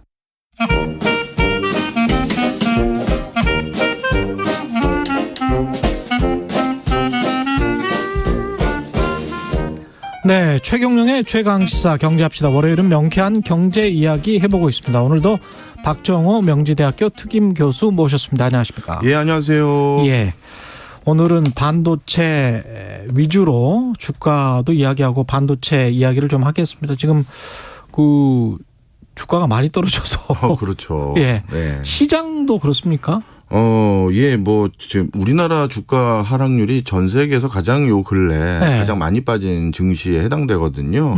그 가장 큰 이유 중에 하나는 우리나라 증시는 거의 절대적으로 반도체 관련 업종들이 어떤 평가를 받느냐에 따라서 좌지우지가 되는데 그렇군요. 딱 오늘 주제인 반도체 시장의 전망이 어두우면서 같이 결부된 결과가 아닌가 생각이 듭니다. 아, 반도체 시장 전망이 어둡군요. 예, 뭐 그런 상황입니다. 단적으로 말씀드리면. 예. 일단 첫 번째로 지난 코로나19 2년 동안 반도체 수요가 좀 선반영된 것들이 있었어요. 선반영됐다. 예. 쉽게 말씀드리면 많은 사람들이 이제 집에서 생활을 하다 보니까 뭐 늘 쓰던 TV도 새 걸로 바꾸고 노트북도 이제 집에서 일을 해야 되다 보니 교체 주기보다 조금 빨리 앞당겨서 교체하고 그런 여러 가지 반도체 관련한 수요가 코로나 기간 동안은 오히려 더 높아졌거든요. 그렇게 제품 교체 주기가 벌써 지난 2년 동안 다 선투영이 됐으니 웬만큼 경기가 좋거나 추가적으로 경기가 회복되는 여력이 있지 않고서는 반도체에 대한 신규 수요를 기대하기가 어려운 부분이 하나 있었고요. 예. 우리 개개인 소비자들의 입장은 그랬었고 기업들도 마찬가지입니다. 항상 불황 때 특히 ICT 기반의 회사들은 훨씬 더 과감한 투자를 더 늘리는 게 일반적이에요. 예. 어차피 먼 미래들은 대부분 정보통신 기술로 기반해서 움직일 수밖에 없다는 판단 아래 예. 이렇게 금리 쌀 때, 돈 많이 풀렸을 때 정말 과감한 선도적인 투자를 합니다. 지난 한 2년 반 동안 우리가 이전에는 잘 얘기 안 했던 새로운 단어들이 뭐 메타버스니 이런 단어들이 있으면서 기업들이 데이터 스토리지라든가 데이터 센터라고 예. 불리는 그런 것들에 대한 서버 수요나 이런 것들이 폭증했었거든요. 맞아요. 그런데 이런 그 신산업이라는 것은 사실 먼 미래를 보고 달리는 것이기 때문에 중간중간 계속 투자가 들어가고 중간중간 계속 그 기업들의 재무적인 부담이 경감돼야 또 투자를 하는 것인데 지금 상황이 어떠냐. 미국의 빅테크 기업들도 일부 구조조정에 나섰고요. 중국의 빅테크 기업들도 구조조정에 나섰고 즉 어떻게 보면 B2B 사업으로 반도체를 파는 가장 주력 업종들에서 이렇게 신규 투자는커녕 구조조정을 하고 있는 상황이니 이래저래 반도체 상황이 악화되고 있는 건 분명합니다. 그 수치로 좀 볼 수 있을까요? 뭐 어떤 예. 성장률 전망치 같은 것? 가장 대표적으로 올해 파운드리 시장. 이거는 있어요. 예. 전 세계 반도체 시장 자체는 견실하게 2030년이 아니라 50년까지 성장을 해요. 분명히 장기적으로 예. 성장한다. 그건 분명한 사실이에요. 예. 그런데 그 성장하고 있는 산업에서 우리의 성적표가 어떠냐가 중요한 거잖아요. 한국 반도체. 그렇죠. 예. 메모리 반도체 분야에서는 뭐 우리가 압도적인 1등이라는 그렇죠. 건 다 아니까 그거는 뭐 이미 증시에 다 반영된 결과고 예. 한국 기업들의 주가 또는 한국의 경제 성적표가 훨씬 더 우호적으로 나오려면 우리가 그동안 성과를 크게 못 발휘했던 파운드리라고 하는 그렇죠. 주문형 반도체 분야에서의 성적표가 중요한데 올해 어떤 일이 생겼냐면 파운드리 10개 업체가 상위권에 있거든요. 예. 그 10개 업체 중에서 유일하게 매출이 줄어든 회사가 삼성전자예요. 아이고야. 그러니까 이게 시장은 커가고 예. 당초 기대보다 경기가 침체 국면이니까 좀 덜 성장하나 보다 해서 주가가 좀 빠지는 건 있었어요. 그런데 덜 성장하는 게 아니라 파운드리 분야에서 매출이 줄어드는 것은 우리 10개 업체 중에서 삼성이 유일한 상황이고요. 그러면 이 삼성의 그동안 시장 점유율로 잡고 있었던 걸 누가 빼먹었느냐라고 했었을 때 대표적으로 삼성의 경쟁 업체는 우리는 TSMC를 꼽지만 그랬죠. TSMC에서 뺏긴 게 아니라 화홍하고 넥스칩 그다음에 SMIC라는 중국계 기업들의 시장 점유율이 급격히 올라갔어요. SMIC 다 중국계네. 그렇죠. 예. 그러다 보니까 이 중국계 기업들에게 삼성이나 우리 반도체 파운드리 시장이 일부 점유율을 뺏기면서 TSMC하고의 격차는 오히려 줄어든 것이 아니라 더 벌어진 상황이 된 겁니다. 아니 그러면 그 정도로 삼성전자가 파운드리 업계에서는 경쟁력이 없다는 이야기입니까? 이게 참 애매모호해요. 그러니까 네. 파운드리라는 건 좀 전에도 제가 표현을 말씀드렸지만 주문을 받아야 생산을 하잖아요. 그렇죠. 그러니까 쉽게 얘기해서 TSMC가 삼성전자보다 시장 점유율이 작은 이유는 주문해 주는 고객의 캐파가 TSMC가 가지고 있는 사람들이 더 훨씬 큰 고객들이에요. 그렇죠, 그렇죠. 네, 네. 그래서 이제 그 고객들의 그 뭐랄까요 발주처를 고객이 바꿔줘야 되거나 아니면 내 거래처 고객이 훨씬 덩치가 큰 사업들을 신규 벌려줘야 되는데 이게 온전히 그러니까 삼성의 무슨 뭐 잘못이다라기보다는 삼성이 가지고 있는 고객들이 신규 사업을 더 안 한 거라고 봐도 되는 거예요. 그것도 있고 네. 갑자기 그런 생각도 드네요. 그러니까 삼성이 완성품을 만드는 또 업체잖아요. 네. 뭐 TSMC나 SMIC나 이런 곳들은 반도체만 만드는 회사들이지만 여기는 핸드폰을 만들고 뭐 가전기기를 만드는 회사들이니까 그런 측면들 때문에 삼성을 뭔가 견제하려고 하는 그 완성품 업체들 애플 같은 곳에서 아무래도 삼성 쪽은 덜 그쪽으로부터 반도체를 가져다 쓰는 그런 것들도 좀 있습니까? 그런 구조적인 한계 같은 게? 경영 전략 차원에서 충분히 가능한 얘기죠. 예. 왜냐하면 잠재적인 자신들의 경제 상대가 될 수 있는 회사에게는 당연히 뭔가 더 큰 비약적인 성장을 하는 걸 막을 수밖에 없는 건 당연한 거니까요. 더 줄 필요는 없잖아요. 맞아요. 거기에다가. 맞습니다. 예. 거기다가 더 힘을 실어줬을 때 결국 그 잉여 자금이 휴대폰 개발로 이어질 것이고 그렇지. 그런 거는 뻔한 거니까 뭐 당연한 거죠. 그래서 어찌 보면 애플 같은 곳에서 삼성하고 거래 안 트는 이유가 뭐 그런 이유 분명히 있을 거라고 생각합니다. 그럼 이렇게 되면은 그 수요가 줄어들면 이게 성장률이 좀 줄어든다는 게 이제 수요가 줄어든다는 이야기고 그러면 지금 파운드리 이야기했습니다만 메모리 반도체도 마찬가지로 좀 안 좋을 수 있나요? 아마 7월 1일로 제가 기억하는데 이제 마이크론 대표적인 이제 미국산 메모리 반도체 회사인데요. 메모리 반도체에 대해서는 오히려 매출 자체는 오히려 더 늘어날 거라고 보여져요. 이건 제가 아까 말씀드린 것처럼 그냥 반도체 시장의 견실한 성장세라는 건 분명한 사실이니까요.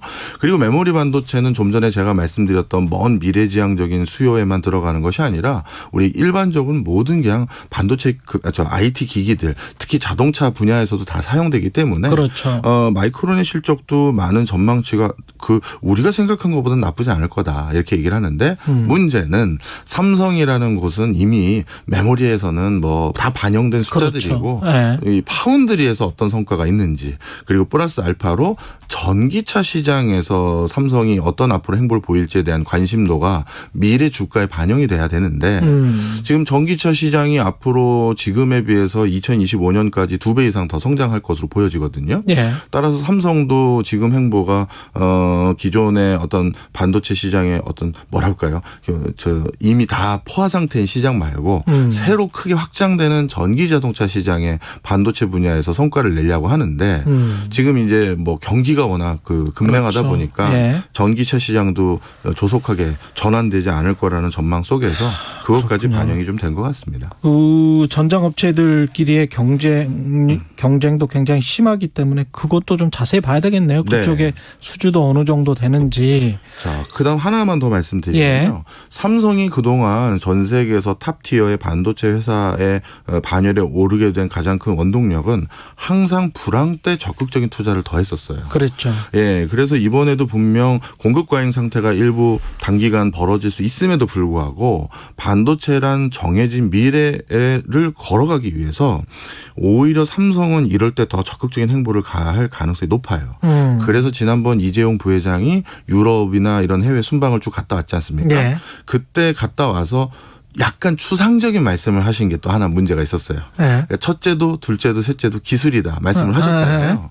그런데 예년에도 삼성의 여러 가지 이제 고위 이제 브레인들이라고 하는 의사결정자들의 행보를 보면 항상 이 불황 때는 반도체와 관련된 신기술을 확보했는데 아직 꽃을 피우지 못한 회사 또는 기존의 반도체 분야에서 역량은 가지고 있었는데 유동성이 그렇게 원활하지 않은 회사들 이런 거를 불황 때 인수합병하거나 자신들의 어떤 뭐랄까 밸류체인 안에 포함시키는 행보를 적극적으로 해왔었어요. 예. 근데 아마 이번에도 조만간 많은 경기가 어려워지면서 미래지향적인 신기술을 가지고 있는 자동차 전장이라든가 반도체 분야의 회사들 한번 쭉 보신 것 같아요. 이렇게 봤는데 아직은 지금 미리 베팅할 필요는 없죠.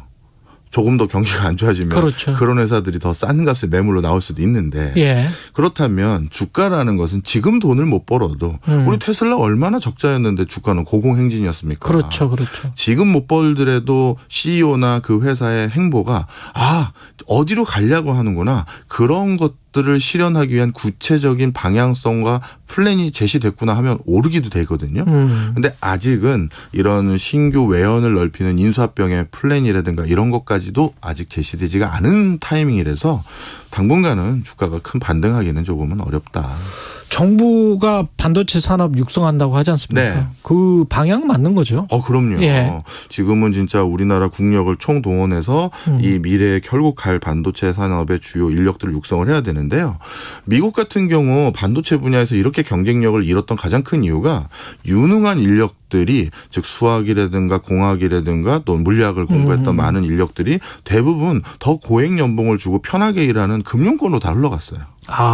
네, 그래서 TSMC의 그 초대 회장이었던 분께서 본인이 미국의 텍사스 인스트루먼트나 이런 데 한 20년 가까이 근무를 하셨잖아요. 그러면서 봤더니 신규 채용하는 우수한 인력들을 스탠퍼드나 뭐 예를 들어서 MIT에서 가서 채용하려고 하면 아니 너 우리 회사 오려고 하다가 결국 어디로 가냐 하면 다 금융권으로 가버린 거예요. 네, 맞습니다. 그러다 보니 거기는 그 좋은 인력을 놓친 거고 대만 같은 경우는 TSMC가 결국 국가가 주도해서 설립한 회사거든요. 그렇죠. 그러다 보니 국가 주도로 반도체 인력의 수급이라든가 이런 걸 다 챙기고 있는 상황에서 우리나라도 당연히 적극적으로 해야죠. 우리도 연봉이 문제군요. 그렇죠. 지금 금융회사들 같은 경우 홍콩의 초봉이 뭐 우리 돈으로 뭐 2억 3억 그런다고 하더라고요. 근데 그렇게 줘버리니까 누가 그 가겠어요? 저라도 가겠네. 반도체 회사 누가 가겠어요? 그 중국이 이렇게 아까 말씀하신 것처럼 파운드리도 확 뜨고 그러면 어떻습니까? 중국이 부상이 됩니까? 아니면 우리가 경쟁에서 아직도 계속 기술 우위를 가지고 갈 수 있나요? 네, 중국의 파운드리 업체들이 일단 다시 조금 점유율을 확대한 것은 쉽게 얘기해서 이제 약간 저품질, 약간 사양이 낮은 것들을 일단 잠식을 하고 있는 상황이에요. 예. 그런데 그게 이제 고품질까지 이뤄가지 못하는 이유는 또 미국이 중국의 반도체 기술이 강화되는 걸 철저히 막고 있거든요. 반도체만큼 진짜 전 세계가 결부된 인더스트리가 없는데 반도체의 고사양 그 반도체를 만들기 위한 여러 가지 뭐 예를 들어서 ASML의 노광 장비라든가 어플라이드 머티리얼이라든가 또 반도체를 설계하고 구현하는 데 필요한 핵심 언어 체계라고 해야 될까요? 그 ARM 기반이라는 그런 것들도 절대 중국인들이 좀 원활하게 사용하지 못하게 미국이 막고 있어요. 네. 그러다 보니까 중국의 반도체 굴기라는 단어가 지금 삐걱삐걱 하고 있는 건 분명한 사실이고요. 그랬더니만 중국도 가만히 있는 게 아니라 반도체라는 건 결국 기초 원자재가 또 대거 필요하거든요. 그렇죠. 텅스텐이나 이런 것들.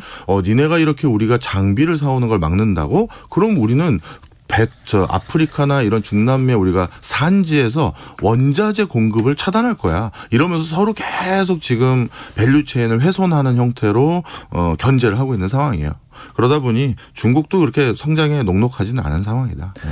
중국도 녹록하지 않지만 우리도 지금 타격을 받을 것 같으니까 야, 이게 지금 정치가 너무 간섭하는 거 아닙니까? 그 또 일본도 이제 만만치가 않아요. 일본 같은 경우도 반도체에 대한 어떤 노하우를 완전 한국에 뺏긴 상황이지 않습니까? 그렇죠. 그래서 일본 정부 차원에서 10여 년 동안 계속 반도체를 육성하겠다라고 하고 이번에 그 미일 반도체 정상회담 때 TSMC의 연구소를 일본에 유치하겠다라고 발표했는데 드디어 이제 그게 진행이 되는데 그렇죠. 그거는 우리의 경쟁 관계에 있는 거라기보다는 반도체를 만드는 데 필요한 소부 지부장, 소재 부품 기계 장비에 대한 연구소에 기원이구나. 거기에 더 많은 거고요. 오히려 저는 주목할 부분이 소니예요. 소니는 과학 기술이 워낙 잘 발달된 회사고 이제 전기 자동차 시장에서 대표적으로 센서라고 불리는 것도 사실 다 반도체거든요. 그런데 전기 자동차나 자율주행 자동차는 눈이 있어야 되는데 그 광학 기술과 관련된 센서가 그렇다. 중요해요. 그래서 14년 만에 반도체 공장을 증설하겠다고 소니가 발표했는데 그게 봤더니 자동차 관련한 전장이구나. 전장에 해당되는 거죠. 그러니까 삼성과 이제 앞으로 일본 기업들 간에는 치열하겠네. 자동차 분야의 반도체에서 싸움이 치열할 것 같다. 네. 명지대학교 박정호 특임 교수였습니다. 경제합시다. 예, 고맙습니다. 감사합니다. 네, KBS 1라디오 최경영의 최강시사 듣고 계신 지금 시각 8시 45분입니다. 이 시각 교통정보입니다. 지금 서울 시내에서는 강변북로 구리방면으로 행주대교 북단에서 반포대교까지 몰림풀림 반복하고 있고요. 그 가운데 서강대교 북단 부근에서 사고까지 나서 2개의 차로가 막혀 있습니다. 차선 변경 잘 하셔야겠고요.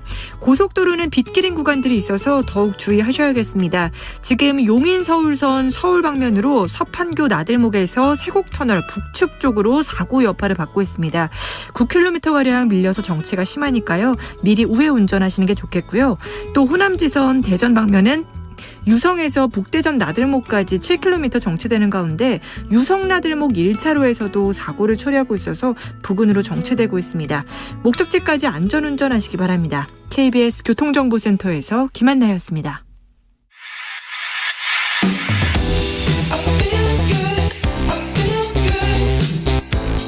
세상에 이익이 되는 방송 최경영의 최강시사.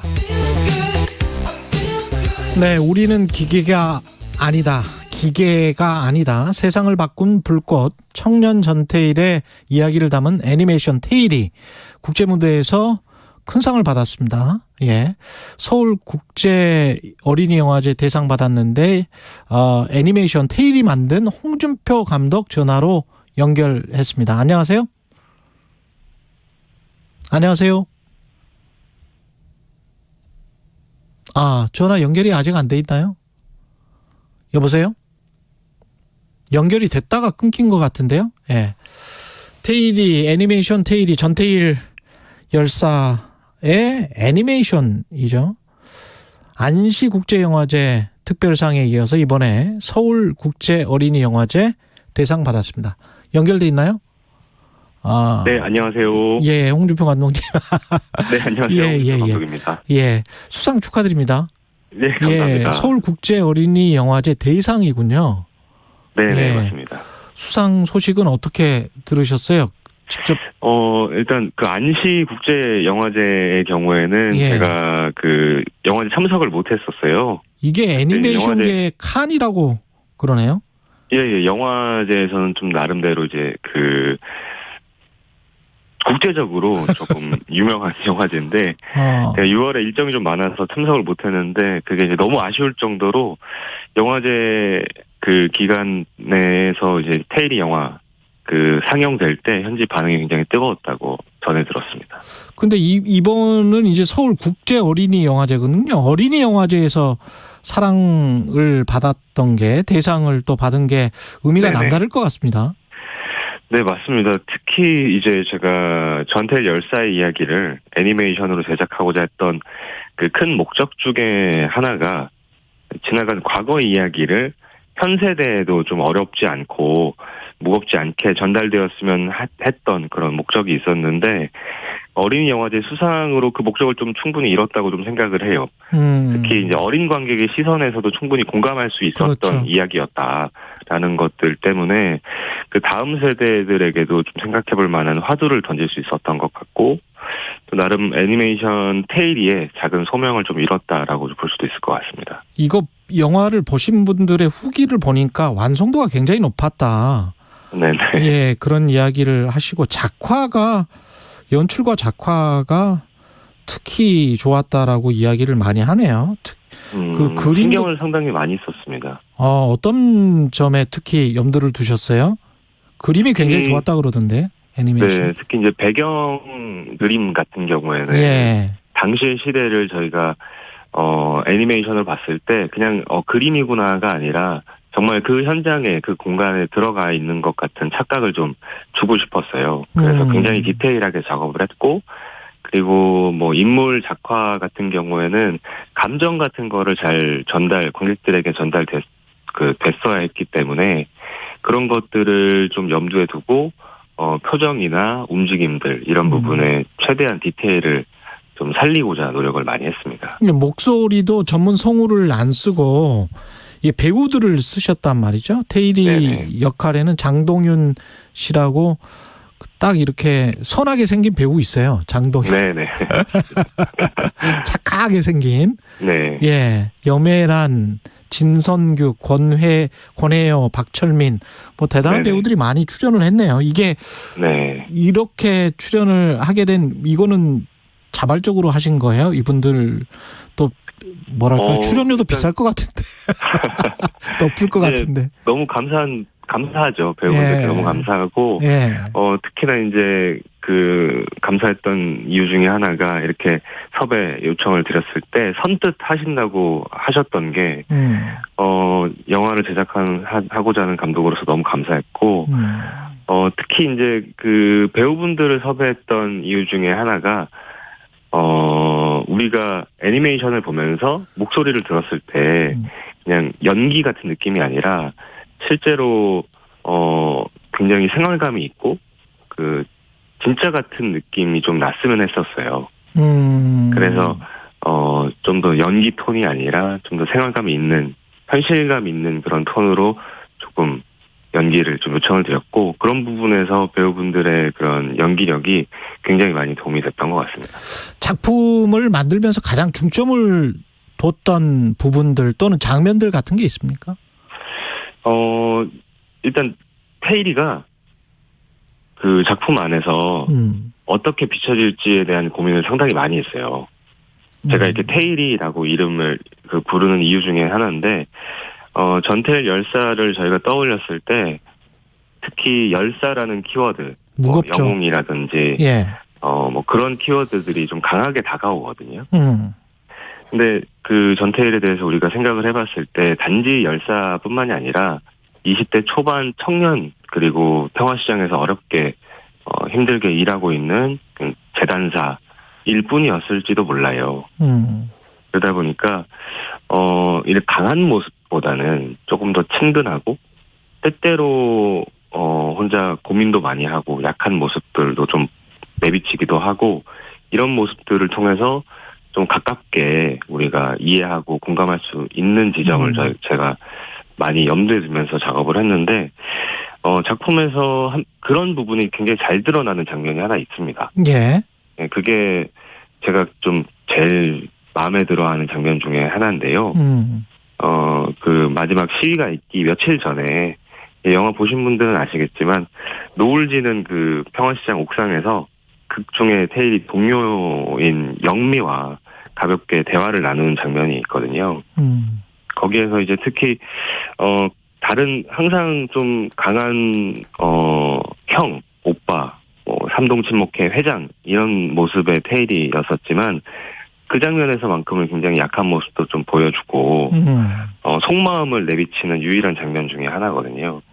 그러다 보니까 거기서 전태일 열사보다는 친구, 청년 테일이를 느낄 수 있는 그런 유일한 장면이 아닌가 싶어서 저 또한 만들면서도 굉장히 한번 안아주고 싶을 정도로 좀 애정이 가는 그런 장면입니다.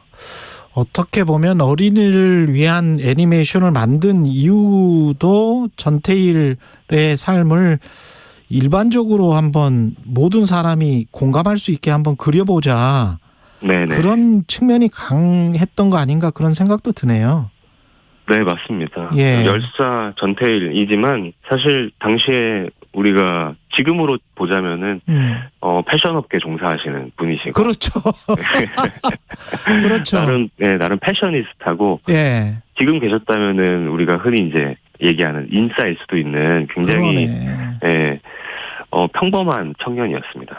우리가 이념에 관한 컴플렉스나 이런 것들도 강하고 역사가 그런 역사가 있어서 이런 것들을 또 어떻게 보면 잔잔하고 따뜻하게 그려보고 싶었던 측면이 있었나 보군요. 감독님 마음속에. 네네. 그러면 이게 2022년에 그 지금 현재 시점에서 가지고 있는 이 영화의 의미, 테일리의 의미는 뭘까요? 일단 끝나지 않은 이야기라고 생각을 합니다. 뭐 시대가 바뀌고 있고 많은 부분이 우리가 개선된 점들도 있지만 예. 뭐 근로자의 인권이나 이런 것들이 그때보다 나아진 점도 많아요. 하지만 너무 좀 빠르게 변하는 이 시대에 좀 생각지 못했던 그늘 같은 것들이 여전히 좀 존재한다고 생각을 하거든요. 뭐 새롭게 생기는 직종들도 있을 수 있고, 다양하게 좀 확장되는 그런 시스템들 때문에 그런 것들이 좀 빠르게 변화하다 보니까 예. 근로자에 대한 뭐 처우라든지 이런 부분은 조금 느리게 대응되지 않나 하는 생각도 드는데, 그러다 보니까 그때 당시에 어려웠던 시절로만 끝나지 않고 여전히도 그늘은 존재하고 그런 부분을 우리는 좀 들여다볼 필요가 있다 하는 부분을 조금 염두에 두고 있고요. 그 애니메이션 테일리가 다음 세대의 이야기를 전달하는 중간다리 역할을 한다고도 생각을 합니다. 아이와 함께 볼 수 있는 영화. 네. 예. 좀 잊혀지지 않고 언젠가 일하는 사람들이 조금은 행복해질 때까지는 계속 좀 이야기되어야 되지 않나 하는 그런 부분 때문에 2022년이 아니라 그 다음 해, 그 다다음 해에도 우리가 좀 생각해볼 만한 좀 화두를 던져야 되지 않을까 하고 생각을 합니다. 지금은 개봉관은 없죠? 현재 개봉관은 없고요. 예. 네, 뭐 여러 가지 어떻게 볼 수 있습니까? VOD라든지 네, 요런 데에서 저희가 테일리를 볼 수가 있고요. 예. 네, 뭐 OTT 서비스 하나씩에도 있고. 네, 서비스가 되고 있습니다. 예, 이게 뭐 애니메이션의 깐이라는데 거기에서도 상을 받고 서울 국제 어린이 영화제에서 대상을 받았다니까요. 한번 보시면 좋을 것 같습니다. 고맙습니다. 지금까지 애니메이션 테일리 홍준표 감독이었습니다. 네, 감사합니다. 예, 6월 27일 월요일 KBS 1라디오 최경영의 최강시사였고요. 저는 KBS 최경영 기자였습니다. 내일 아침 7시 20분에 다시 돌아오겠습니다. 고맙습니다.